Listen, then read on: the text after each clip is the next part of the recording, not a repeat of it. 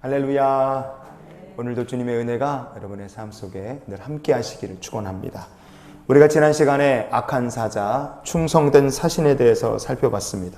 하나님 말씀 그대로 더하지도 말고 빼지도 말고 그대로 전하고 그대로 믿고 따르고 그대로 사는 사람이 하나님께서 기뻐 받으시는 선한 사자고, 오늘 우리가 그 하나님의 말씀처럼 충성된 사신으로 이 세상에 주님이 쓰실 축복의 통로가 되는 우리 모두가 될 수 있기를 원합니다. 오늘 읽은 잠언 말씀 13장 18절 다시 보시겠습니다. 훈계를 버리는 자에게는 궁핍과 수욕이 이르거니와 경계를 받는 자는 존영을 받느니라. 아멘. 훈계에 대해서, 이 훈계를 저버리는 자는 궁핍과 수욕을 받게 된다, 이렇게 오늘 말씀 앞부분에 얘기하죠. 훈계가 뭐냐? 세상 지식도 아니고 부모의 잔소리도 아닙니다. 잠언이 말하는 훈계라는 것은 우리를 향하신 하나님의 질책입니다.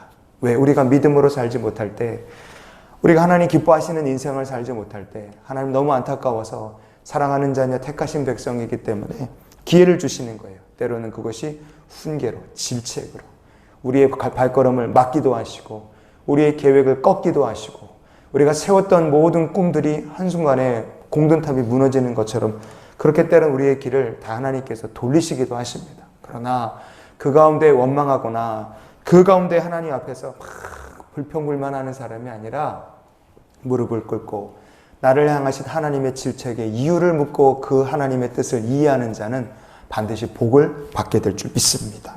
그래서 훈계라고 번역된 히브리어가 무사르라는 말입니다. 히브리어로 무사르인데 이게 뭐냐면 영어 사전으로 이 히브리어 단어를 보면 chastisement by God, 그래서 하나님께서 직접 질책하시는 거예요. 이 사람이 뭐 죄 지은 죄가 많아서, 아니면 인생에 세상 사람들 말하는 것처럼 재수가 없고 팔자가 드세서 그런 것이 아니라 한 사람의 길을, 한 자녀의 길을 바른 길로 인도하시기 위한 하나님의 질책하심이라 이겁니다. 어제 얘기했던 선지자 발람의 이야기를 뒤어서 한번 이어볼까요? 이스라엘 백성들을 저주하려고 선지자 발람이 길을 나서는데 하나님께서 그의 발걸음을 탁 막으셨습니다. 그가 타고 가던 나귀가 앞에 칼 빼들고 기다리는 주의 사자를 보고 무서워서 막 난리를 치는 거예요. 나중에 나귀의 입을 열어서 발람을 질책하셨어요. 나중에는 하나님께서 발람 선지자의 눈도 열으셔서 하나님 보내신 사자, 주의 사자를 보게 하셨습니다. 그 정도까지 하면 가지 말라는 얘기인데, 그 정도까지 하면 가지 말라는 거를 발람은 알아듣지 못하고 결국 갔습니다. 하나님께서 왜 그렇게 발람을 막으셨을까요? 너가 악한 사자가 되지 말아라. 물질에 지금 눈이 멀어서 눈 감은 자인데, 물질에 눈이 멀어 눈 감은 자 되지 말고 계속해서 하나님을 향하여 눈 뜨고 충성된 사신의 사명을 감당하라. 하나님 그렇게 원하셨던 거죠. 그런데 발람은 욕심에 눈이 멀어서 결국 끝까지 물질을 포기하지 않았습니다.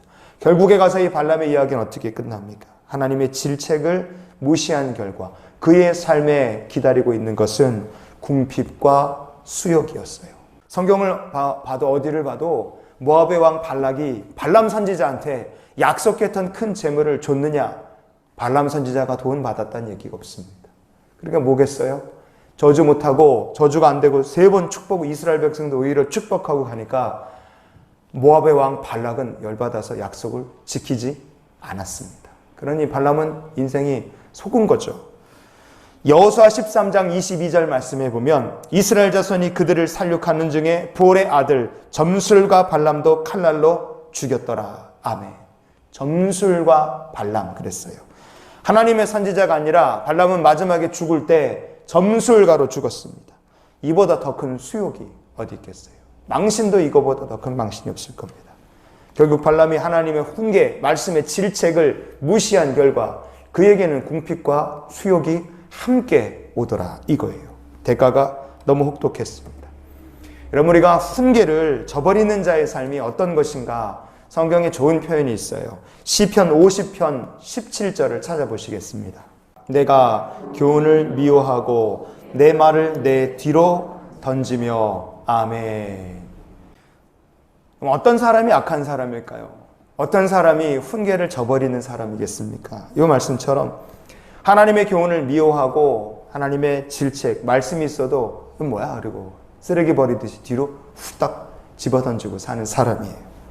말씀을 뒤로 집어던지고 하나님 말씀으로 하나님께서 나를 훈계하시고 질책하셔도 눈 하나 깜짝하지 않고 그렇게 뒤로 집어던지고 살면 어떻게 되겠습니까? 죄의 종로로 타며 살게 돼요. 별일 없다고 안심하면 안 됩니다. 왜냐하면 말씀을 뒤로 집어던지고 사는 사람, 그렇게 죄 짓고도 꿈쩍하지 않고 사는 사람, 그런 인생들을 향하여 하나님께서 하신 말씀이 있기 때문에 그렇습니다. 시편 50편 22절을 이어서 계속 읽어보시겠습니다. 하나님을 잊어버린 너희여 이제 이를 생각하라. 그렇지 아니하면 내가 너희를 찢으리니 건질 자 없으리라. 아멘. 말씀을 뒤로 집어 던지고 살면, 무시하고 살면 어떻게 됩니까? 그때부터 그 사람은 하나님을 잊어버린 자가 되는 겁니다. 여러분, 하나님 말씀을 여러분 눈앞에 두고 사십시오. 말씀이 여러분의 인생의 목표가 되고 표대가 되시기를 바랍니다. 말씀을 뒤로 집어 던지면 하나님을 잊어버린 인생이 되는 거예요. 그런 영혼은 이 세상에서 죄 짓고 지지고 볶고 세상을 재밌게 살고 영원히 살 수 있을 것 같지만, 그러나 천만의 말씀입니다. 때가 되면 언젠가 하나님의 심판대 앞에 서고 하나님께서 그 인생을 잡아서 쫙 찢어버리실 그날이 온다 이거예요. 심판의 날을 기억하며 사는 우리 모두가 될 수 있기를 원합니다. 하나님께서 찢어버릴 인생이 되면 안 돼요. 그 반대가 되어야 됩니다. 어떤 인생이 있습니까? 존귀와 영광 주시는 인생이 있다. 오늘 말씀 하반절을 말합니다. 어떤 사람이 하나님께서 존귀와 영광을 함께 부어주시는 사람입니까? 하나님의 질책과 훈계의 말씀에 자기 인생을 그냥 다 맡긴 거예요. 그렇기 때문에 하나님께서 지켜주실 뿐 아니라 존귀와 영광도 같이 주신다는 거예요. 여러분, 우리가 착각하면 안 되는 것 중에 하나가 성경을 큰 소리로 읽고 빽빽하게 손으로 쓰고 공부를 수도 없이 한다고 해서 지켜주시는 것이 아니라, 사두개인들, 바리새인들이 그랬잖아요. 그런 사람들이 아니라 한번 따라해 주십시오. 하나님의 말씀에 자기 인생을 맡기는 사람, 바로 이런 사람을 하나님께서 직접 지켜주시고 복과 은혜를 더해주실 줄 믿습니다.